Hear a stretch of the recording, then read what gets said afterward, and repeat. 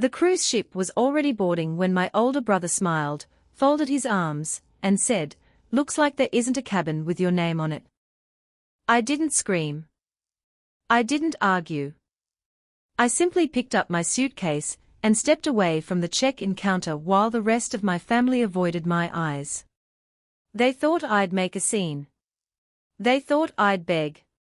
They had no idea that 3 weeks later, every one of them would be calling me, desperate for the help they never imagined I'd be able to give. Before I tell you how that happened, follow my story until the end, because every twist still feels unbelievable even to me. And while you're listening, let me know in the comments where you're watching from. My name is Ethan. I'm 36 years old, and I've spent the last decade building logistics software for international shipping companies. My work isn't glamorous, so most people assume it's boring. My family took that assumption even further. To them, I was the quiet one, the brother who skipped flashy vacations, drove an older car, and rarely talked about money. They mistook privacy for failure. The cruise was supposed to celebrate my parents' 40th wedding anniversary. My younger sister had insisted on organizing everything. She collected everyone's payment months in advance, including mine. I even had screenshots of the bank transfer and the confirmation message she sent thanking me. So when the receptionist quietly said, "Sir, there has never been a reservation under your name," I knew this wasn't a computer error. Someone had erased me from the trip. As my family walked toward the boarding gate without looking back, my phone vibrated with a notification that made my stomach drop. I thought the missing cabin was the betrayal. I couldn't have been more wrong. I unlocked my phone expecting an apology from my sister. Instead, I saw a notification from my bank. Transaction reversed. The payment I'd made for the cruise 6 months earlier had been refunded just 12 hours before departure. I stared at the screen, confused. I never requested a refund. When I called the bank, the representative confirmed something even stranger. "Mr. Carter, the refund was authorized through the travel agency by the primary account holder." Primary account holder. I had paid from my own account.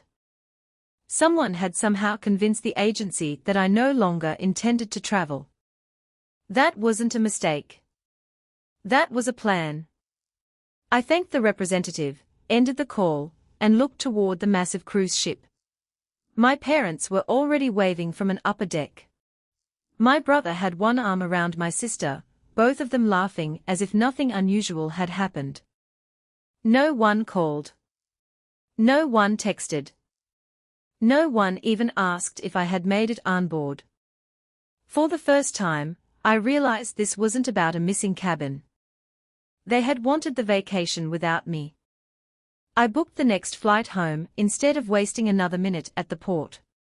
During the flight, I replayed every family gathering from the past year. Small comments suddenly made sense. "You work too much. You've changed. You probably couldn't afford this cruise anyway." At the time, I laughed them off. Now they sounded rehearsed, as if they had been preparing to push me out long before the ship ever left the harbor.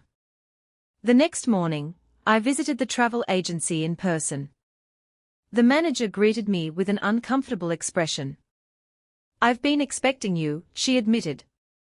Then she placed a printed authorization form on the desk. It carried my name, my passport number, and a signature that wasn't mine. Someone had forged my identity. But what the manager revealed next was far more shocking. The forgery wasn't created by a stranger. It had been submitted by someone my family trusted completely. The travel agency manager closed her office door before speaking again. "I'm only telling you this because something about the request didn't feel right," she said quietly. She slid another document across the desk. Attached to the forged cancellation form was a copy of my passport, one I had never submitted. My heart skipped a beat. "Who brought these in?" I asked. She hesitated. Your brother. I wasn't surprised. Daniel had always been charming enough to convince people of almost anything. Growing up, he talked his way out of punishments while I took responsibility for mistakes that weren't mine. Even as adults, my parents believed every word he said. According to the manager, Daniel claimed I had accepted a last-minute overseas contract and wanted my reservation cancelled. He even said the refund should be processed immediately because my brother is too busy to handle it himself. The story sounded believable. Especially because he had documents that looked authentic. I thought he had your permission, the manager admitted. If I'd known the signature was forged, I would have contacted the police. I thanked her for her honesty and requested copies of every document, every email, and the security footage from the day Daniel visited the office. She agreed without hesitation. As I walked to my car, another puzzle bothered me. Daniel didn't care enough about cruise cabins to commit identity fraud. Someone else had pushed him to do it. That evening, I reviewed the agency's emails. Buried in the thread was one message my sister had accidentally copied to the wrong recipient before deleting it. The agency had archived everything. The subject line read, "Final guest list, don't tell Ethan yet." My pulse quickened. I opened the attachment. Instead of 6 cabins for our family, there were only 5. My name had been removed nearly 4 months before the cruise was even booked. This wasn't a last-minute mistake. They had planned to exclude me from the very beginning. Then my lawyer called after reviewing the documents. His first sentence made me realize the cruise had never been the real objective. "Someone in your family isn't trying to steal a vacation," he said. "They are trying to keep you away from something much bigger." I met my lawyer early the next morning. He spread the travel documents across the conference table, but barely glanced at them. "These forged forms matter," he said. "But they are not the biggest problem." He turned his laptop toward me. 3 weeks before the cruise departed, my grandfather's attorney had scheduled a family meeting aboard that very ship. My grandfather had passed away 6 months earlier, and because most of the family would already be together, his legal team planned to reveal the final details of his estate during the voyage. I stared at the screen. "I never received an invitation." "You weren't supposed to." The lawyer showed me an email forwarded by one of his colleagues. Someone had replied on my behalf, claiming I had permanently waived any interest in the estate due to personal financial success. The email address looked almost identical to mine. One missing letter. It was a fake account.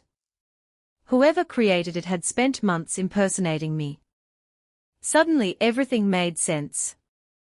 The missing cabin. The forged signature. The refunded payment. They hadn't wanted to ruin my vacation. They wanted me to miss the only meeting where I could challenge what was about to happen. Fortunately, my grandfather had anticipated conflict. Years before he died, he had appointed an independent trustee, and instructed that any beneficiary absent from the meeting must be contacted directly before the estate could be finalized. That single clause stopped everything. The inheritance couldn't legally move forward without confirming my decision in person. Exactly 21 days after the cruise sailed, my phone rang. It was the trustee. "My name is Rebecca Lawson," she said. "I've been trying to reach you because your family insists you've voluntarily given up your inheritance." I calmly replied, "I never said that." There was a long silence. Then she spoke the words that changed everything. "Mr. Carter, would you be available to attend an emergency hearing tomorrow?" I smiled for the first time in weeks. Their perfect plan was beginning to collapse.